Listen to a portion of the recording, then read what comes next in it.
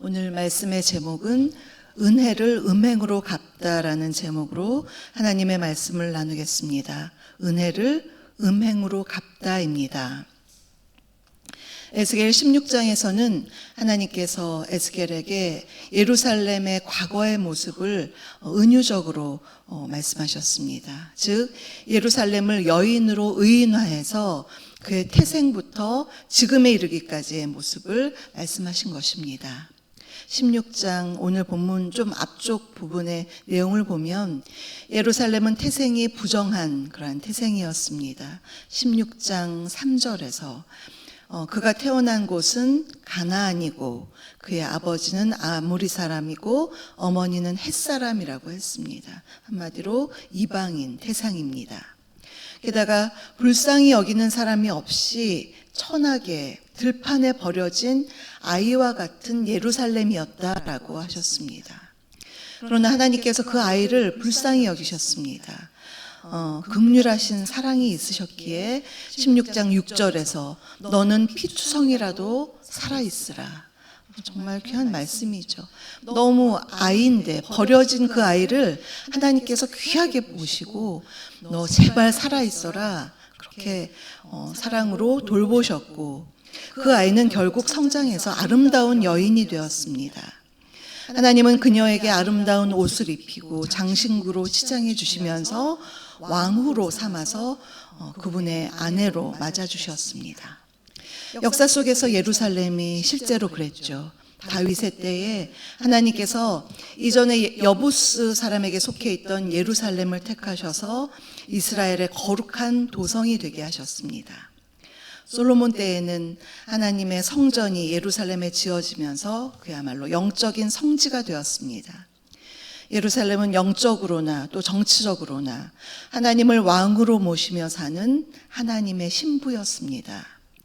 그러나 그는 하나님의 은혜를 저버리고 마치 왕후가 자신의 신분을 망각한 채 음녀가 된 것처럼 예루살렘은 영적으로나 정치적으로나 타락의 길을 걸어갔습니다. 이러한 말씀을 배경으로 왕후에서 음녀가 된 예루살렘을 통해서 오늘 우리에게 주시는 메시지 두 가지를 함께 살펴보겠습니다. 첫째로 하나님의 은혜와 선택을 저버리면 안 됩니다. 하나님의 은혜와 선택을 저버리면 안 됩니다.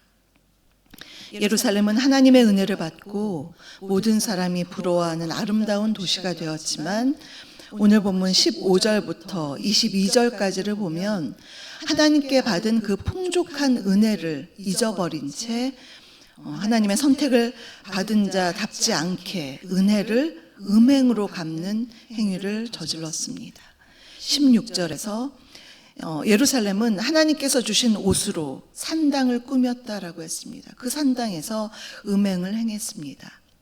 당시 산들에 있었던 산당에서는 우상제의가 행해졌을 뿐 아니라 우상제의, 거기에서는 주로 사람들이 풍요와 다산을 기원했는데 그 제의 속에는 남녀의 성교가 포함되어 있었던 것입니다. 타락의 온상이었습니다. 그러한 일들이 산당에서 벌어졌고요. 또한 17절을 보시면 이스라엘 백성들은 온갖 우상들을 만들어서 하나님이 주신 풍요로운 음식을 그 우상을 위해서 제물로 바쳤습니다. 그들의 이스라엘 백성들의 마음이 하나님을 떠나버린 것이죠. 하나님만 섬겨야 하는 유일신 사상이 퇴색되어 버리고 하나님께서 주신 모든 것들을 가지고 아무렇지도 않게 우상들을 섬기는 혼합주의적이며 타락한 이스라엘의 모습을 볼 수가 있습니다. 더욱이 20절을 보시면요, 예루살렘은 하나님께서 엄격하게 금하신 일들을 행했는데요, 자기의 자녀를 우상이 먹도록 불태워서 제물로 바치는 것이었습니다. 이것은 이방인의 인신제사의 풍습을 따랐던 것입니다. 원래 이런 인신제사는 이스라엘 사회에서 생겨난 것이 아니라 모압과 같은 그러한 나라의 기원을 두고 있습니다. 모압이 숭배하는 신이 몰렉이라는 신이었는데요, 그 신은 숭배자들에게 자녀를 요구했습니다. 자녀를 불살라서 나에게 제물로 바쳐라. 그렇게 했습니다. 참으로 악한 풍습이었습니다. 이스라엘 사람들에게 자녀는 어떤 존재인가요? 하나님께서 주신 최고의 선물이요, 기업입니다. 그런데 모압의 이 잘못된 우상 숭배를 따라서 최고의 선물인 그런 자녀를 불살라 죽이는 이러한 폐륜을 행한 것입니다. 레위기 20장 2절부터 5절을 보면 주님은 이미 율법에서 이 몰렉의 인신제사하는 그것을 이미 하지 말라고 말씀을 하셨습니다. 율법에서 금하는 것이었습니다. 그러나 타락한 백성들은 하나님의 율법을 따르는 것을 어기고 이제 불순종으로 가는 것이죠. 이 모두가 자기들이 풍요롭고자 하는 하나님도 조금 섬기고 또 우상도 적극적으로 섬기는 이 양다리를 걸치는 그러한 음행을 저지르는 것입니다.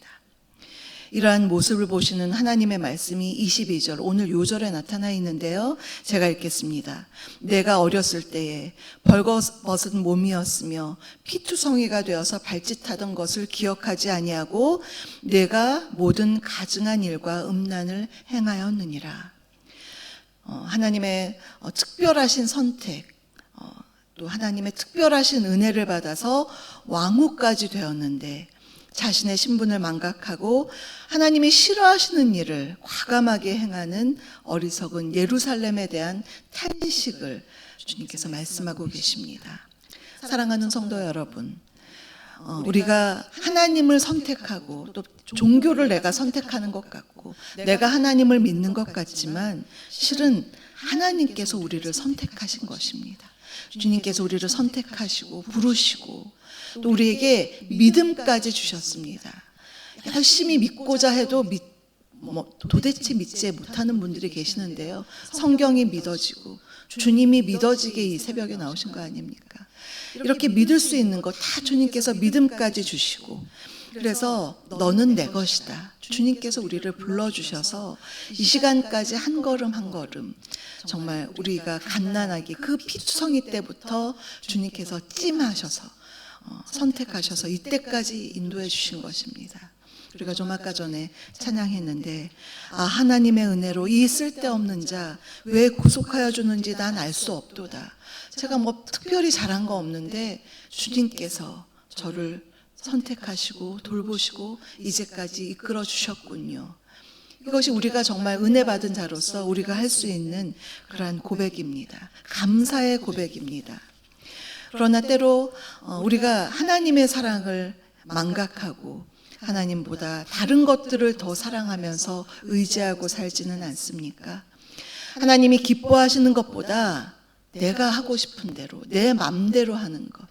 주님이 내 마음의 왕좌에 계셔야 하는데 왕으로서 나를 주관하시고 이끄셔야 하는 주님이신데 마치 내 주인이 나인 것처럼 내 마음대로 그렇게 가고 싶은 대로 가고 하고 싶은 거 하고 저지르고 싶은 일을 저지르면서 우리가 살지는 않았습니까? 참으로 우리가 경계해야 할 것은 신앙의 어정쩡함입니다. 하나님도 믿지만 내가 하고 싶은 대로 사는 것입니다. 내가 믿고 싶은 것을 더 믿으면서 사는 것입니다. 엘리야가 갈멜산에서 바알과 아세라 선지자 850대 1로 싸울 때에 엘리야가 이렇게 이스라엘 백성들에게 말했습니다. 너희가 어느 때까지 둘 사이에서 머뭇머뭇하려느냐. 여호와가 하나님이면 그를 따르고 바알이 만일 하나님이면 그를 따를지니라. 하나님과 바알은 이 세상을 대변하는 신입니다. 특별히 풍요의 신, 지금 우리가 맞닥뜨리고 있는 물질의 이 만몬신이라고 할 수가 있습니다. 이 둘 사이에서 어정쩡하게 우유부단하게 행동하는 그 이스라엘 백성들을 향해서 엘리야가 굉장히 강력하게 선포한 것이었습니다. 우리는 이 신앙적인 우유부단함, 어정쩡함, 머뭇거리는 것 이것 다 내려놓고 결단력을 가지고 오직 하나님만을 더 순전한 마음으로 섬기겠습니다. 주님만 사랑하고 주님만을 경배하겠습니다. 그러한 마음의 결단을 가지시는 저와 여러분 되시기를 주님의 이름으로 축복합니다. 우리가 하나님의 은혜를 다 갚을 수는 없지만 하나님의 은혜를 매일매일 생각하면서 감사하면서 살아갈 수는 있습니다. 두 번째로 세상으로 만족하려는 탐심을 경계해야 합니다. 세상으로 만족하려는 탐심을 경계해야 합니다. 23절부터 29절을 보시면요. 이스라엘은 높은 데를 쌓아놓고 모든 사람을 유혹하며 음행을 저지르는 여인처럼 참으로 부도덕하고 가증하기 그지없는 그러한 일들을 행했는데요. 특별히 예루살렘은 주변 열방들, 강대국들, 그들의 눈치를 살피는, 정치적으로 여기 붙을까 저리 붙을까 그렇게 눈치 보고 있었습니다.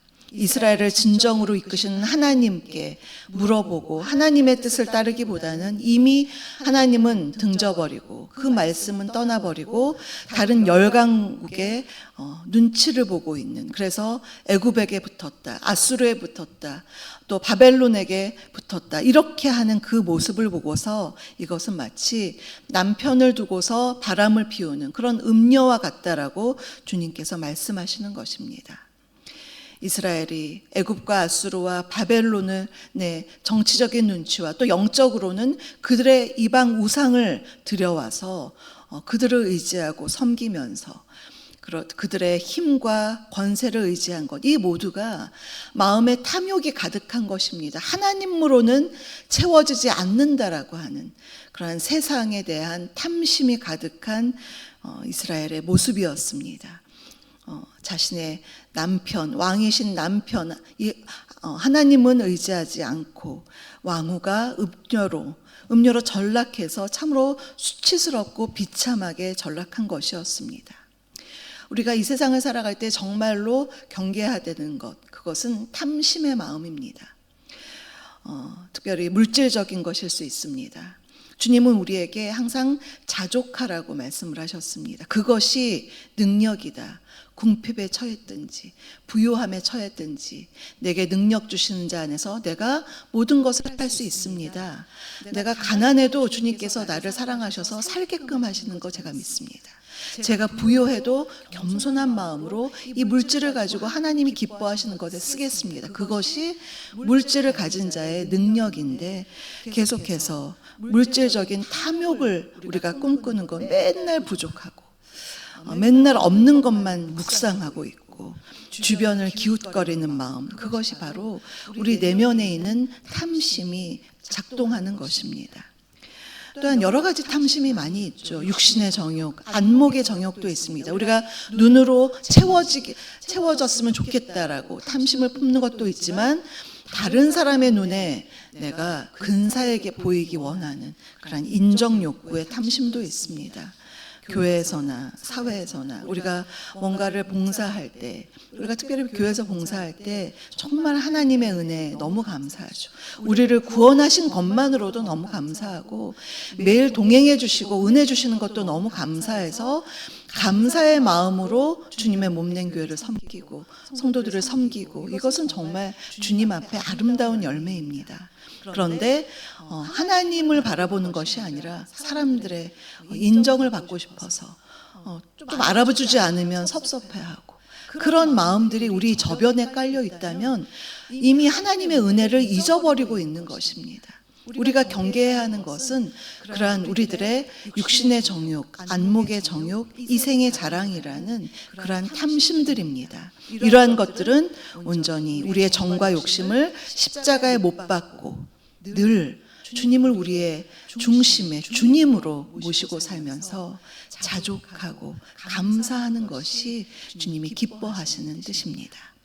사랑하는 성도 여러분, 오늘 우리는 예루살렘의 모습을 통해서 두 가지를 알아보았습니다. 첫째로, 하나님의 은혜와 선택을 저버리면 안 됩니다. 특별하신 은혜로, 특별하신 선택으로 내가 이 자리에 있구나, 그런 마음이 되어야 하겠고요. 둘째로, 세상으로 만족하려는 탐심, 그 정과 욕심을 십자가에 못 박고 온전히 경계해야 하겠습니다. 늘 영적으로 깨어 있어서 오직 하나님께만 우리의 온전한 사랑과 경배를 드리고 그분의 뜻을 좇아서 오늘도 감사와 자족의 삶을 살아가시는 저와 여러분, 우리 모두가 되시기를 주님의 이름으로 축복합니다. 오늘의 말씀을 생각하시면서 찬송가 312장을 함께 부르시겠습니다.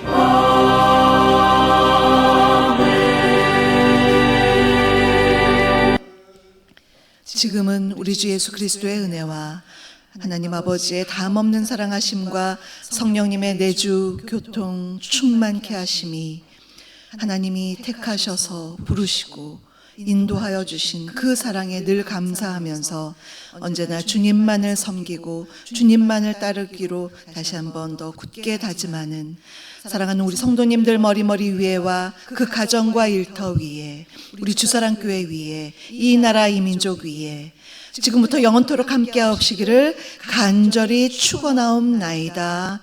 아멘.